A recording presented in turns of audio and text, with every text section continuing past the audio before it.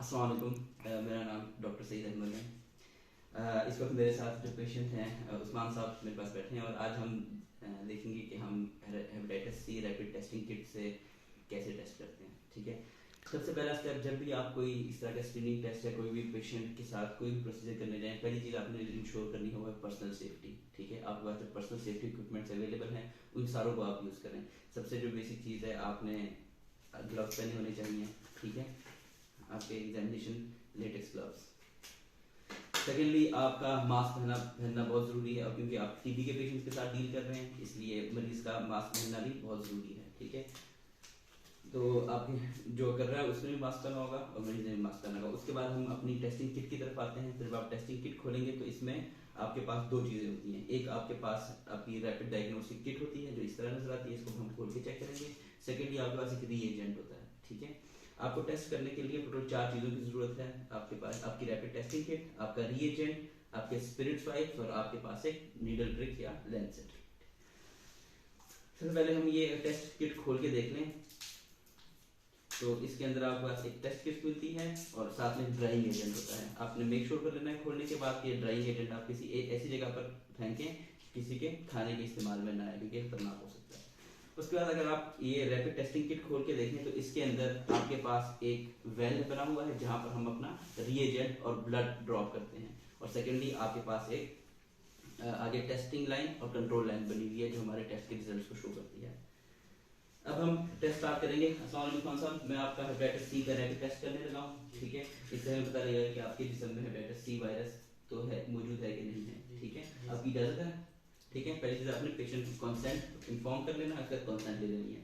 अच्छा उस्मान साहब, ये प्रोसीजर इस तरह होगा कि मैं सुई से आपकी फिंगर पे एक छोटा सा निशान लगाऊंगा। ठीक है, छोटा सा सुराख करूंगा जिससे आपके खून का 1-2 कतरा मुझे चाहिए होगा, वो मैंने टेस्ट किट पे लगाना है। ठीक है, तो प्रोसीजर हमारा ये, सबसे पहले हम मरीज को कंसेंट करने के बाद, उसको प्रोसीजर से इन्फॉर्म करने के बाद आप पेशेंट को प्रिक करेंगे। एक ब्लड का ड्रॉप आपने अपने वेल के अंदर डाल देना है। ठीक है, और उसके बाद आपने उसी वेल के अंदर रीएजेंट डालना है। रीएजेंट के आपने 4 ड्रॉप्स डालने होते हैं। ठीक है, ये वेरी इंपॉर्टेंट है। ब्लड का आपने 1 ड्रॉप यूज करना है और रीएजेंट के आपने 4 ड्रॉप्स यूज करने हैं। तो मतलब अपनी उंगली दीजिए। सबसे पहले आप अपने स्पिरिट वाइप्स खोलेंगे। ठीक है, जो सी फिंगर आपने प्रिक करनी है उस फिंगर को आप सही तरह से साफ कर लेंगे। कोई बैक्टीरिया वगैरह जो हम प्रिक कर रहे हैं उसके अंदर कोई बैक्टीरिया वगैरह ना आ जाए। ठीक है,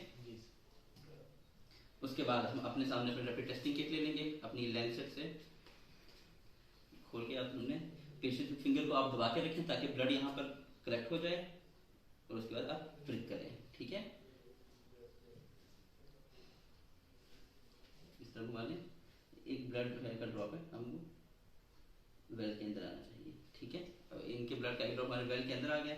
अब इसके ऊपर हमने 4 ड्रॉप्स डालने हैं अपने रीएजेंट के। ठीक है, हिसाब से 1 2 3 एंड 4। ठीक है, 4 ड्रॉप हमारे रीएजेंट के आ गए।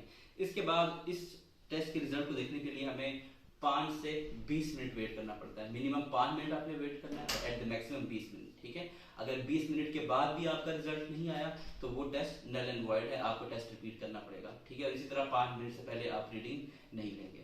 तब हम अपने टाइम वेट करेंगे, 10 मिनट तक हम वेट करेंगे। उसके बाद हम अपना टेस्ट इंटरप्रेट करेंगे रिजल्ट को।